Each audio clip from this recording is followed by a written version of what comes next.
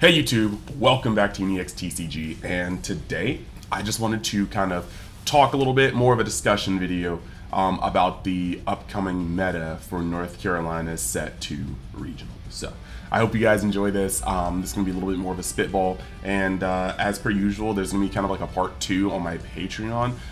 But yeah, we're going to get into my points about the colors and kind of where I think you should position yourself to play in this meta. So with that being said, let's see if we can get this video over 100 likes. Thank you guys for the continued support. Everything's been amazing on this channel, on Patreon, and I hope to see a lot of you guys playing your hearts out in North Carolina in just 2 days. So with that being said, let's start the content.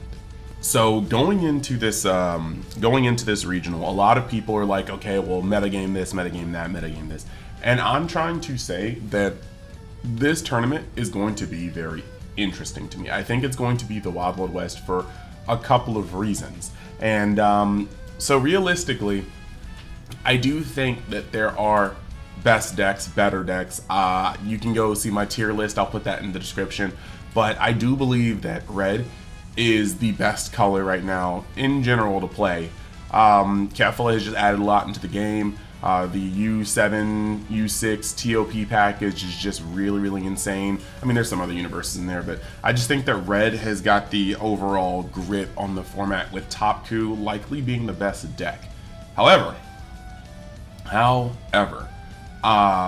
this weekend, there are factors like blue being very strong. I do think personally a lot of people are not currently playing Top Coup right, and a lot of people are not building nor playing blue right. That's just my personal opinion.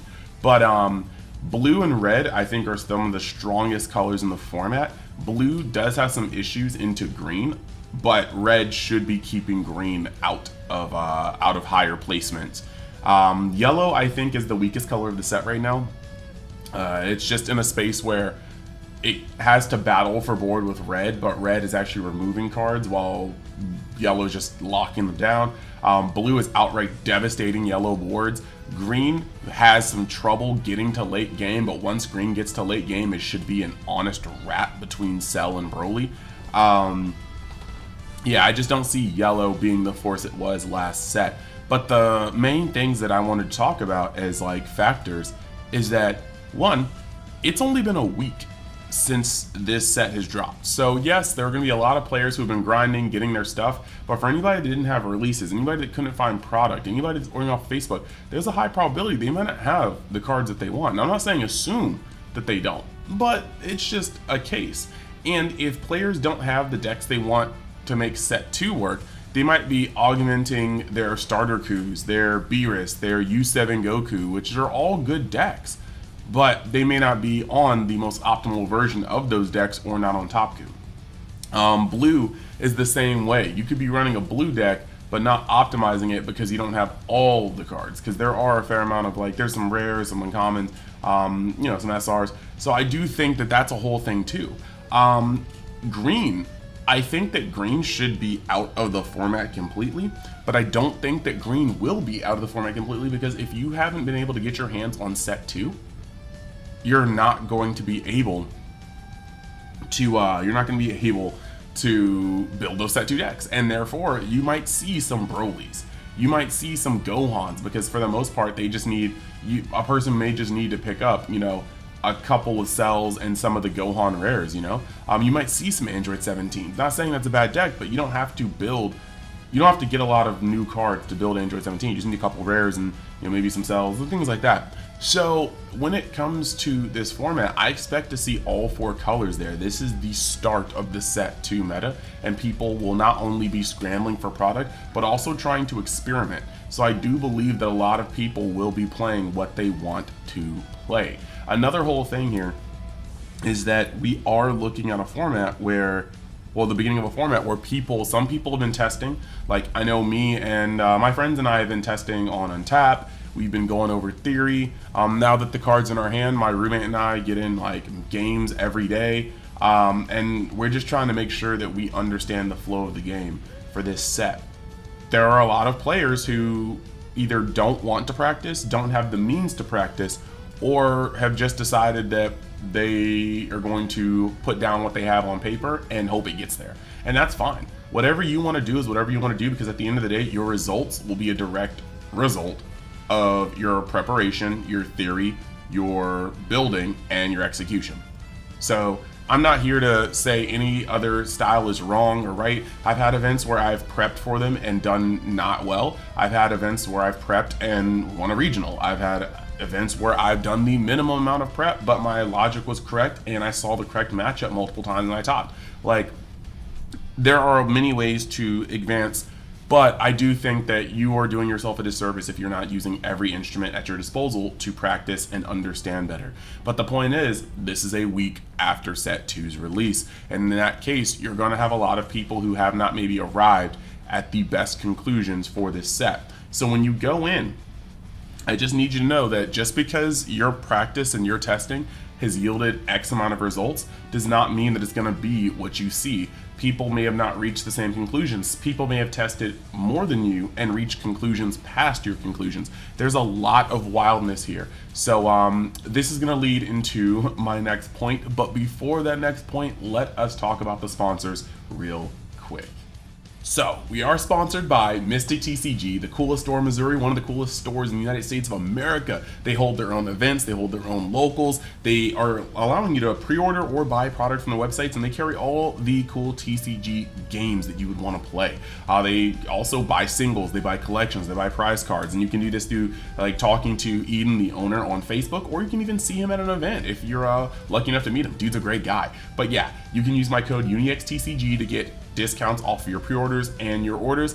And then if you are above the border and live in Canada, you have G3. They also hold a gajillion products for TCGs. They hold their own events, they hold their own locals, they hold their own events over Discord. They house one of the most competitive Dragon Ball Super Masters teams, and they're just full of great dudes. I chill with them personally as well. So with that being said, you can use my code UNIX on their site to get 5% off of your orders, your pre-orders, and I hope you guys check out these stores, give them some business, and yeah, get your TCG fix. So past that, just want to say that I am doing a gajillion things in Universe X, whether it be Dragon Ball content on UNIX DB or playing games on Twitch, currently doing a Kingdom Hearts series playthrough. It's slowed down a little bit because I want to make sure I nail these regionals and the content for my main channel here, but we are still moving in those quadrants, more so especially once I move in August. So with that being said, let's get back to the content, and you can always check my link tree to see all these different quadrants of Universe X.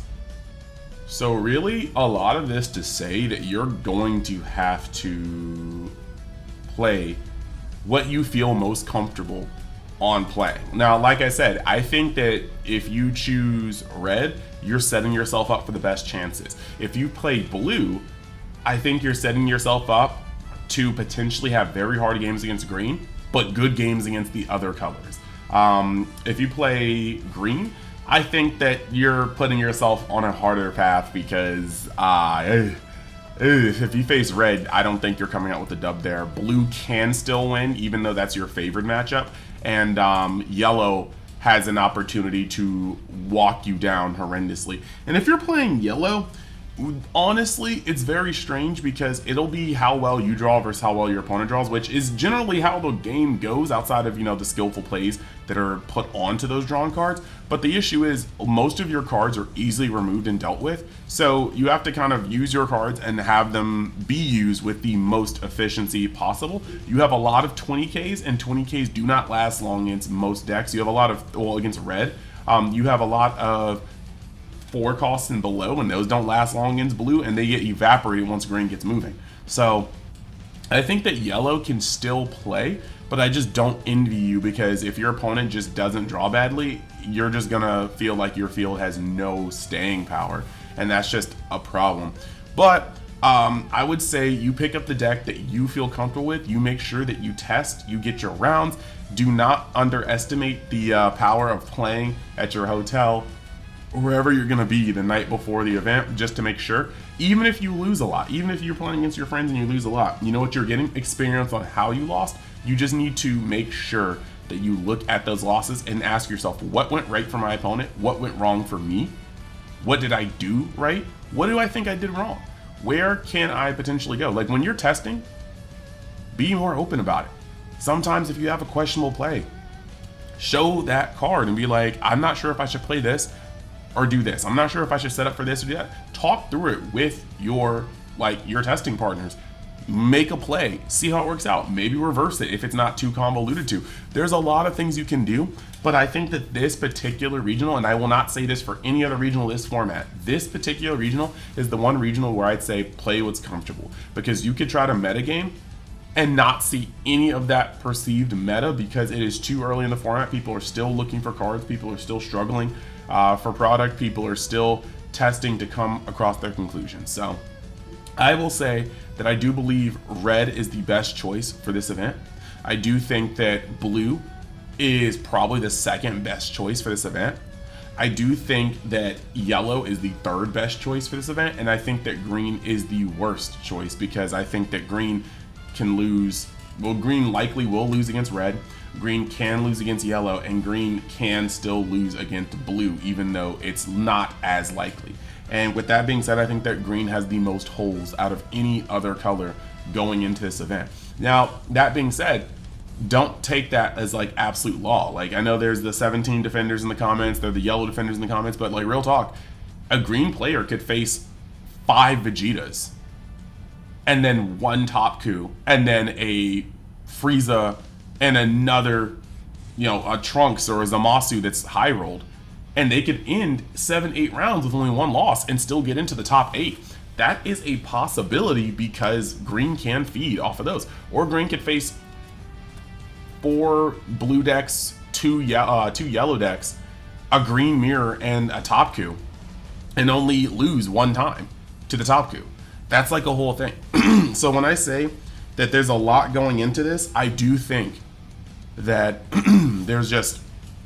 there's a lot of variables into this one, and so you just got to play with what you think has the best choice of winning. So with that being said, I'm going to bow out. Let me know what you guys are excited to play. If you're going to North Carolina, sound off. I do think that there are options that are standout better options, like I said, but I do think that you are going to have a really rough time.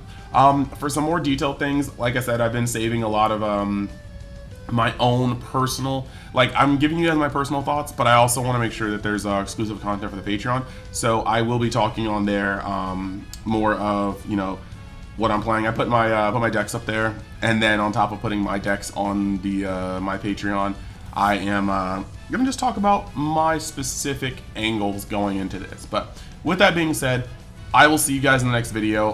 We will probably not upload again until either Sunday or Monday because I'm going to leave tomorrow for North Carolina, and I'll be busy just like meeting a bunch of like homies, testing, and then the tournament itself. So with that being said, see you guys. Hope you guys have had a great time. Shout outs to everybody that's been supporting the channel. Shout outs to the Realm of Xers. I love you guys, and I will see you in the next video post or Patreon article. Later.